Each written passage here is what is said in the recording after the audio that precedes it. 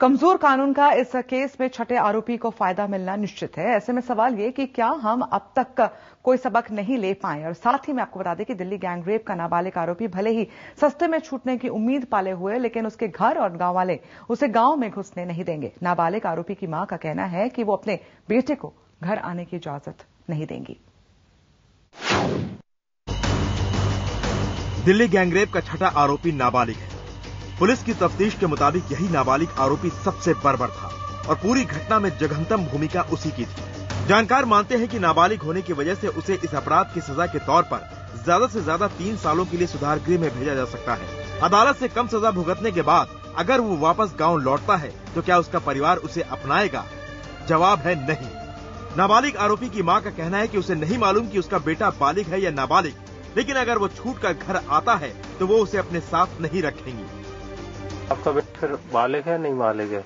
अब तो हमें कुछ ना पता बालिग। अब उसको सजा होना चाहिए, बच्चे को नहीं होना चाहिए अगर उसने किया है तो। जब किया है तो सजा होना चाहिए। 3 साल बाद वो छूट के आ जाता है और आपके साथ रहता है तो आप क्या करेंगी? नहीं रखूंगा। नाबालिग आरोपी के गांव के लोग भी उसके साथ कोई सहानुभूति नहीं रखना चाहते। गांव वालों का मानना है कि नाबालिग आरोपी को भी बाकी आरोपियों की तरह कठोर सजा मिलनी चाहिए। यहाँ के ग्राम प्रधान का कहना है कि अगर कोर्ट उसके नाबालिग होने की वजह से कम सजा देता है और सजा के बाद वो गांव लौटता है तो गांव की पंचायत प्रस्ताव पारित कराकर उसको गांव में रहने नहीं देगी। अगर कोर्ट ने उसे 3 साल बाद जैसा गांव में वापस भेज दिया तो मैं अपने ग्राम प्रधान होने के नाते, गांव का मुखिया होने के नाते, मैं यही अपनी ग्राम समिति की मीटिंग बुला करके ये प्रस्ताव पारित कराऊंगा कि कम से कम इसे, जैसे कोर्ट ने तो बरी कर दिया, 3 साल बाद छोड़ दिया, कुछ कर दिया, तो जैसे इसने इतना जघन्य अपराध किया है तो ये गांव में आने के काबिल तो है नहीं।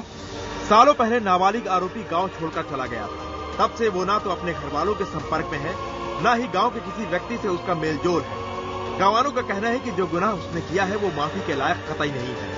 यहाँ तक कि वो अपनी माँ की नजरों में भी गिर चुका है। Bureau report, IBN 7।